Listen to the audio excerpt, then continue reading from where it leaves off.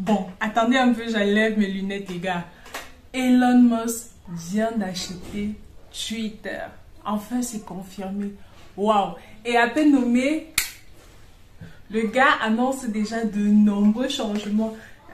Pour vous dire à quel point c'est chaud, c'est que il paraît, d'après certains journaux, qu'il aurait viré certains employés avec la sécurité. En fait, il se serait servi de la sécurité pour virer certains employés, notamment l'un des employés qu'il avait insulté il y a plusieurs moments déjà. Alors, dans cette vidéo, je vais vous parler des changements qu'il va apporter parce que justement, il n'achète pas Twitter uniquement pour se venger.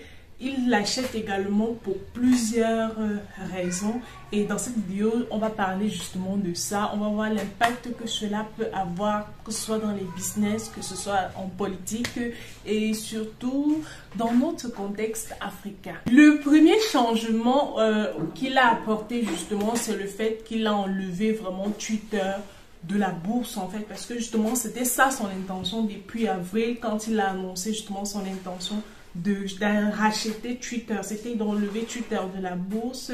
Lui-même, il le précise lorsqu'il a confirmé ce matin à 4 h du matin que the bird is free. L'oiseau est libre maintenant. C'est-à-dire que maintenant, ce ne sera plus vraiment contrôlé par un certain groupe de personnes. Les plus grands changements auxquels on s'attend sont bien entendu le fait qu'il va changer Twitter par projet X, une application qui serait capable soi-disant de faire beaucoup plus, et également le fait qu'il va bannir, en fait il va annuler le bannissement à vie de l'application. Vous voyez un peu des personnes comme Kanye West, des personnes comme surtout Donald Trump qui ont été bannis à vie de Twitter pourront revenir, même si je crois qu'il a déclaré dernièrement qu'il n'allait pas revenir sur Twitter. La première chose qu'il a fait après avoir acheté Twitter, c'était de virer toute l'équipe dirigeante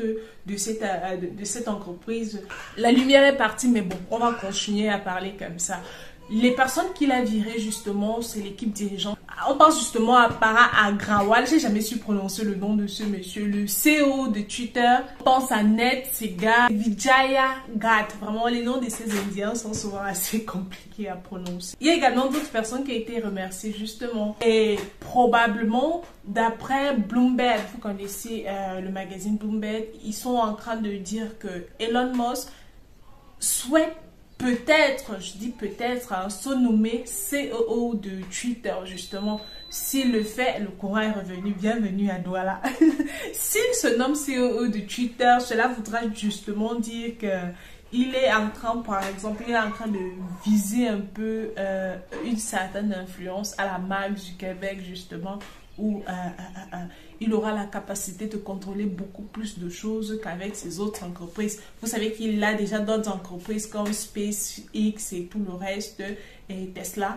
Donc, il est justement en train de se lancer justement dans le contrôle de la libération des avis. Parce qu'actuellement, ce qui est en train de se passer, c'est que les grands groupes sont maintenant en train de faire la promotion de plusieurs choses, à savoir que ce soit l'homosexualité, que ce soit... Bref, vous voyez un peu, ça devient un peu... on parle d'opinion libre, mais ce n'est vraiment pas de la libre opinion, vu que tu ne peux pas dire ce qui va à l'encontre de ce qui plaît aux gens, en fait. Vous voyez un peu, c'est un peu comme ça. Donc, Elon Musk, CEO de Twitter, ce serait plutôt bien. Et bon... Même si je pense surtout que c'est surtout dans son propre intérêt, hein, on ne va pas se mentir. C'est surtout dans l'intérêt de sa entreprise à lui, sûrement qu'il le fait, parce qu'il veut sûrement avoir plus de contrôle sur son image. Je crois également que c'est également ça. Et surtout, Twitter, c'est l'un des réseaux sociaux, un réseau social. Oui.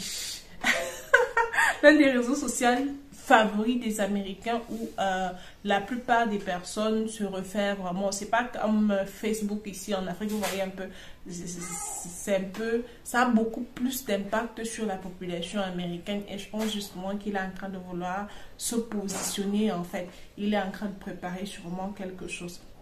Maintenant, quel impact est-ce que ça aura en Afrique? Pas grand-chose. Je pense pas. Vu que la plupart des créateurs de contenu à grande masse n'ont pas vraiment un impact sur Twitter en Afrique en fait. Non, vu que Twitter n'est vraiment pas une application qui a autant d'impact sur le business en Afrique que Facebook ou alors TikTok qui est arrivé dernièrement et qui a déjà une très grande influence sur le business africain.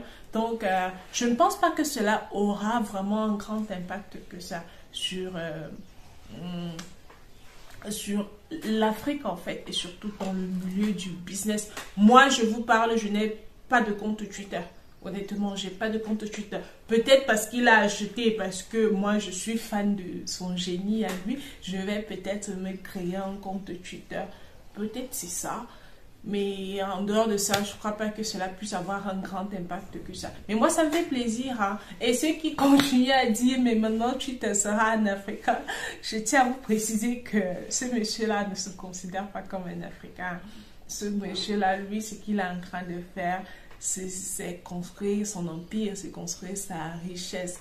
Les soi-disant africanistes qui vont vouloir célébrer cette victoire, ce n'est pas une victoire de l'Afrique, je suis désolée de vous le dire, ça n'a rien à voir avec une victoire de l'Afrique, c'est tout simplement le jeu du business américain que nous sommes en train d'observer et nous n'avons pas la possibilité d'avoir autant d'influence qu'on le fait en fait. Comme d'habitude, le monde vit et l'Afrique observe. Bon, ça ne veut pas dire que notre continent est à mettre à la laisse ou alors ça ne veut pas dire qu'on doit négliger notre continent.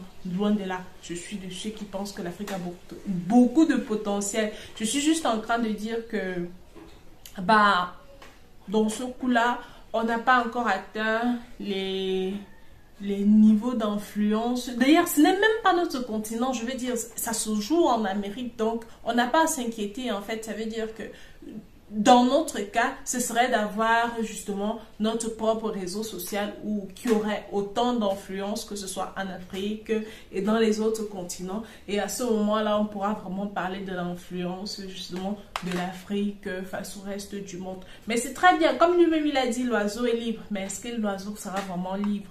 Est-ce que ce ne sera pas lui pour promouvoir ses idées folles? Est-ce que ce ne sera pas également une certaine façon pour contrôler l'opinion publique avec la guerre en Russie? On sait tous que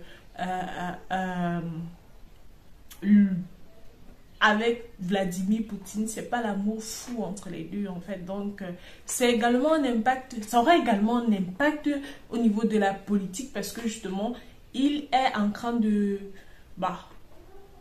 il aura la possibilité de contrôler justement ce que les gens publient, ce que une certaine opinion. Parce que même s'il dit l'oiseau est libre et que les gens vont penser que maintenant tout le monde pourra dire ce qu'il pense, pas vraiment, pas vraiment.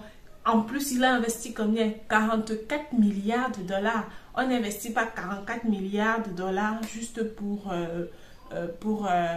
les beaux yeux de quelqu'un ou alors juste pour s'amuser. C'est surtout parce que derrière, il y a un très grand impact. Parce que derrière, ça va vraiment lui servir. Parce que derrière, il doit vraiment rentabiliser.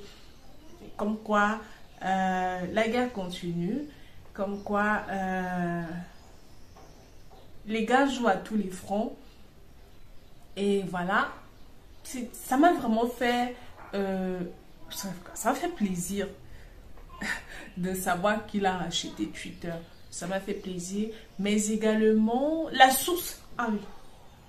Mais également, ça me fait un peu bizarre parce que je sais que d'un côté, ça peut-être à voir avec la guerre en Ukraine, le combat avec la Russie et tout le reste. Mais bon,